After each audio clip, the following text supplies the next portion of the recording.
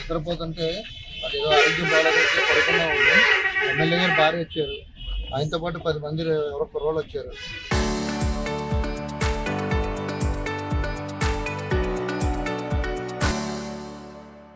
మీరు ఏదో పోస్ట్ పెట్టారండి అన్నారు.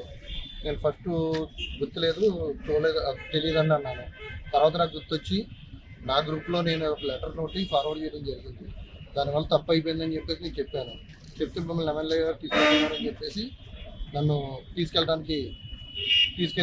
తీసుకెళ్ళి అక్కడ ఆపారు, ఇక్కడ ఆపారు, అక్కడ ఆపారు. మొత్తంగా అలాగే శివాలయం దగ్గర రోడ్డు పక్కన మన కొత్తూరు వెళ్ళే రోడ్లో పొలంలోకి తీసుకెళ్ళేటప్పుడు అక్కడ 1188 కారు ఉంటుంది షిఫ్ట్. అందులోంచి ఎవడో ఒక బక్కగా ఉన్నాడు, కేకే అంటారు పేరు. రాడ్ తీసి నన్ను పైన చాలా దారుణంగా కొట్టడం జరిగింది. దాంతోపాటు గన్ తీసి కాల్ చేస్తా, నీ చుట్టూరు 20 మంది మనుషులు ఉన్నారు, నా మనుషులు 20 మంది కూడా కుటుంబాన్ని మొత్తం చంపేస్తారు అని చెప్పేసి అతను నన్ను వార్నింగ్ ఇవ్వడం జరిగింది.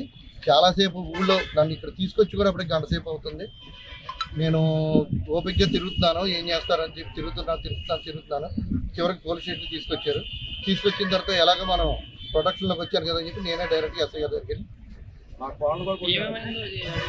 పొలంలో రాడ్డు తీసుకుని విపరీతమైన దెబ్బలు కొట్టడం జరిగింది. ఇంకొక కుర్రోడు ఉన్నాడు, లోపలే ఉన్నాడు, ఆవిడతోనే ఉన్నాడు. అతను అయితే కాలుతో తంటం, చాలా దారుణమైన నన్ను చంపేసే ప్రయత్నమే.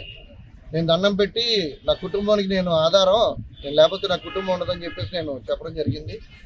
చెప్పినప్పుడు ఇంకొకసారి కనుక ఎమ్మెల్యే గారికి ఏం కావాలన్నా ఎమ్మెల్యే గారికి వచ్చి కాళ్ళు పట్టుకుంటే చేస్తాము అని చెప్పేసి చాలా దారుణంగా కొట్టడం, రాడ్లు ఇవన్నీ దెబ్బలే. ఒకసారి చొక్కా ఇప్పినట్టయితే మీకు అన్ని క్లియర్ కనిపిస్తాయి. ఎక్కించిన తర్వాత వాడు కేకే అన్నవాడు గమ్ తీసి నీ ఇంట్లో 20 మందిని కాపలా పెట్టాను, నువ్వు కనుక చెప్పిన మాట వెళ్ళేదనుకో, ఎమ్మెల్యే భార్య చెప్పిన మాట వెళ్ళేదనుకో నీ కుటుంబాన్ని మొత్తం లేపేస్తానండి.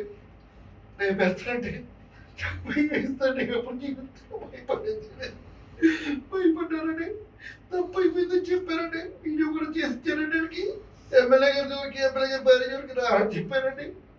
చెప్తే సరే అని చెప్పి మళ్ళీ తీసుకొచ్చేసాడు. మా ఇంటి దగ్గరలో ఆరోగ్య హాస్పిటల్ దగ్గర ఉందండి, అక్కడ తిప్పేద్దానన్నారండి. బాబు నేను నడవలేని పరిస్థితిలో హాస్పిటల్ తిప్పని అడిగారండి. ఆ కేకే అన్నప్పుడు దిగిపోయిన తర్వాత ప్రసన్న ఎమ్మెల్యే పిఈ వచ్చాడండి. ప్రసన్న అన్నతో వచ్చి ఫోన్ చేసి ఎమ్మెల్యే గారు వీడియో కాల్ చేసి ఒక్కడే ఉన్నాడు, ఇంటితో మాట్లాడతామని అడిగాడండి. నన్ను చూడగానే నేను కనపడగానే ఫోన్ కట్ చేసి ఆగిపోయారండి. అక్కడి నుంచి జాగ్రత్తగా పోలీస్ స్టేషన్ దగ్గరికి డ్రామాకి తీసుకెళ్లారండి. అరగంట కూర్చోబెట్టారండి. అరగంటలో 4